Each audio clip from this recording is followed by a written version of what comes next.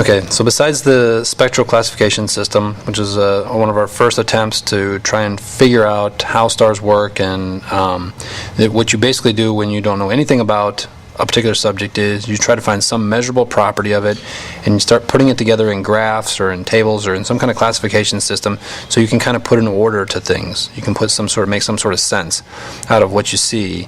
And hopefully patterns begin to emerge. Now, arguably the pattern for the previous one, the classification system, it's a little bit of a strange pattern. The letters, the way she classified them, later we realized that there was a certain pattern to their temperature, and so this is why the letters are a little bit out of order, don't really seem to make a lot of sense.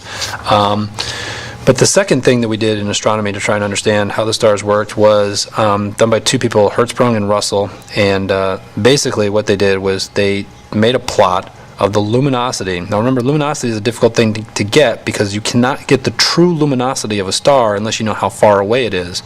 If you remember from the equation, we get that from the apparent magnitude. Parent brightness, let me rephrase that. Parent brightness is easy for us to measure. We can measure that. And any star, we can measure the apparent brightness. But if we do not know the distance to it, then we do not know the true luminosity. So in the early 1900s, we were able to finally start measuring distances to stars, and therefore we could calculate their true luminosity. And so what Hertz and Russell did was they began to plot the luminosity of a star. This is in essence the true brightness of the star versus the temperature of the star. And what they found was that there were certain groupings for the stars. And so let me show you essentially the way that they worked. Well, actually, let me not even. We'll use the textbook. So he measured the luminosity. Now, one of the things you're going to see is going to be very common on these graphs is that, number one, they do not put the actual number for luminosity. It's not measured in watts, right? Because the sun would be 10 to the 39th, or 10 to the 26th, sorry. So what they do is they take the luminosity and they divide it by the luminosity of the sun. So that means that our sun is right here at 1. We're the definition of 1. Now it turns out that the most luminous stars are 1,000,000 times brighter than our sun, and the least luminous stars are about 1,000,000 times dimmer than our sun.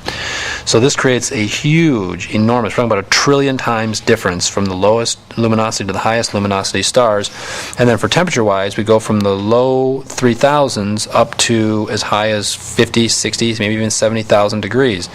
So because these ranges vary so dramatically, these graphs are typically not drawn in a linear fashion. So for example, if you look at this first tick mark, I go from 1 to 100, so I've increased by 99 from this number. But if I go from here to here, the same distance, I'm going from 100 to 10,000. So that's 9,900 bigger, or steps I should say. Then if I go from this one to this one, I mean, it's the same width on the graph. I'm going from 10,000 to 1,000,000, so that's 990,000 more than this step. So this is a very common thing, and you're expected to understand that the reason why we do not put a linear scale is because this graph would be about the size of our building if I tried to do it this way, and it would make it extremely difficult for us to plot the stars. So we use what's called a log scale. And so the log scale sort of stretches things down, but each of these marks is not 1, 2, 3, 4 like it would be in a traditional one, or even 10, 20, 30, 40, or counting by 100, 200, 300, 400.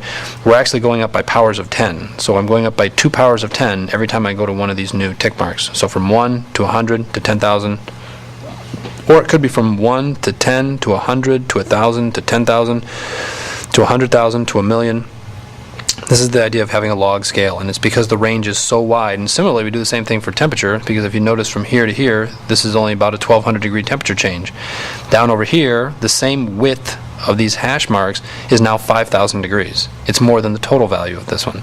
So again, this scale has been compressed. We use a log scale because it allows us to make what would be otherwise an enormous graph fit into the page a little bit more nicely. So Hertz and Russell made this chart, and what they noticed is that the stars just kind of naturally clustered. This is what they were hoping for. They were hoping to see patterns in the stars, and the patterns emerged very quickly. Number one was that most of the stars were here along this long swath that's called the main sequence. But there were a couple of other smaller groups, most notably the red giants and the red supergiants. And that's in the upper right-hand corner. You'll notice that they have very low temperatures, but they're very high luminosities. Down here, with the white dwarfs, we have something that is not very luminous, 100 or even 1,000 times dimmer than our sun, but very high surface temperatures, 12,000, 17,000, even higher, up to 20 and 30,000 degree temperatures. So this revealed certain patterns that were visible in the stars. So 3 main groups: the main sequence, the giants, and the dwarves down here. Okay, so let's talk about each of these individuals specifically.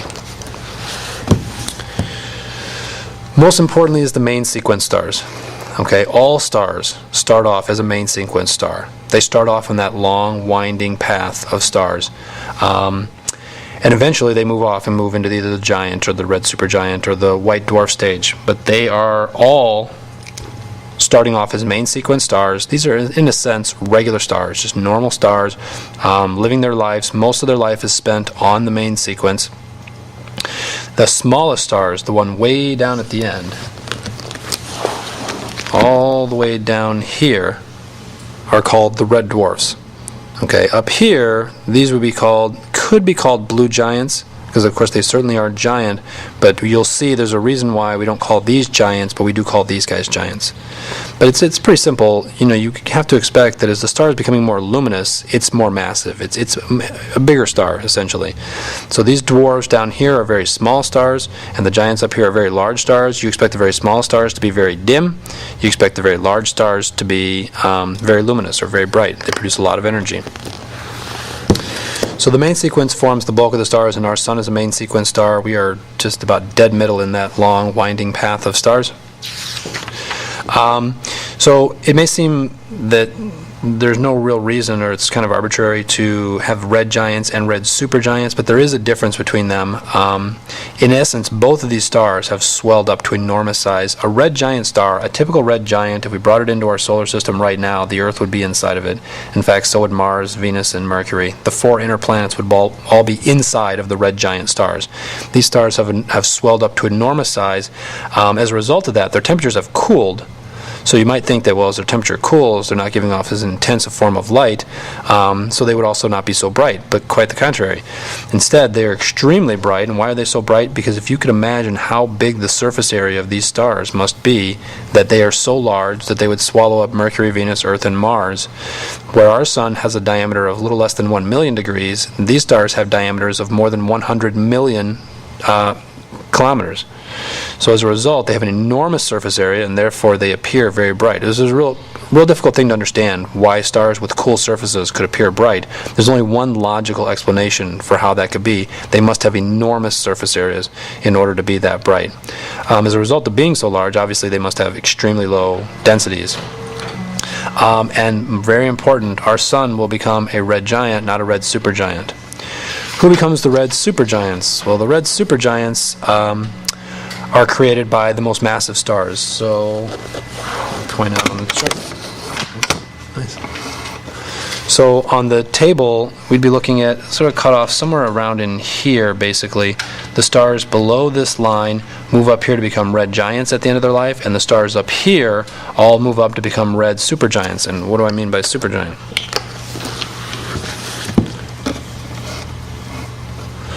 So for the red supergiants, these stars, they're more massive, of course, they do have more mass, but in terms of their volume, they make the giant stars look very sort of normal in size. These stars are so large that their radiuses are not measured in 100 million miles, they're measured in billions of miles. So for example, the largest star that we know of in terms of its radius would be large enough to swallow Mercury, Venus, Earth, Mars, Jupiter, Saturn, and Uranus would all be inside this star. A typical red supergiant, though, would be big enough to get out to about the orbit of Jupiter, Jupiter being about 5 times farther from the sun than we are. Most of our solar system would be inside of these stars if we replaced our sun with these stars. So the reason why we have a separation between the red giants and the red supergiants is what happens to them at the end of their lives. Our star at the end of its life, and I'll show you some pictures of this in class, they will puff off their outer shell, and that'll basically be more or less the end of their lives. They'll reveal the nuclear burning core of the star, and that'll be it. It's not exciting in the sense of being an explosive end to their lives. The red supergiants undergo something called a supernova. So that is to say that they explode, and then they produce one of 2 types of very, very exotic stars. One is called a neutron star, and the other one is called a black hole. As a result of the fact that they have very large surface areas, of course, they are also very luminous. Again, even though their temperature is very cool, they might only be 3,000 or 4,000 degrees, but their volume and their surface area is enormous, and so therefore they're extremely luminous, much more luminous than would be a star, typical of a star like ours. Because you'll notice that they have about the same surface temperature as the red dwarfs, which are tiny little stars. Why do these guys appear so dim? Because they have very small surface area. So therefore they are emitting their total luminosity is very low because they don't have a lot of surface area to emit from. In a similar way, the white dwarfs, and the white dwarfs were down here in the lower left, so very hot as opposed to the red dwarfs, which are very cool, but also very low in luminosity, not particularly bright stars. When I say small in diameter, I mean extremely small, like size of the Earth small, 8 to 10,000 miles in diameter, so extremely small. However, they have very hot surfaces. Now, even though they do have a very hot surface, because of the small size, again, only about the size of the Earth. Remember, the Earth is about 8,000 miles in diameter. The Sun is about 800,000 miles in diameter. So with a small surface area like that, they're not very luminous. Okay? Which was another, again, just in the same way as the red giants and the red supergiants, it was hard to understand how a star could have a cool surface temperature and still be so bright. They had to do with the size, the physical volume. Well, similarly, the white dwarfs, it was hard to understand how could a star have a surface temperature of upwards of 20 to 50,000 degrees and yet be so dim, so it'd be so challenging for us to see. And the reason is because of their small size. Tremendously small size these stars are in terms of their physical diameter, and then therefore, because of their surface area is also very small. So their total amount of energy leaving them is not that high.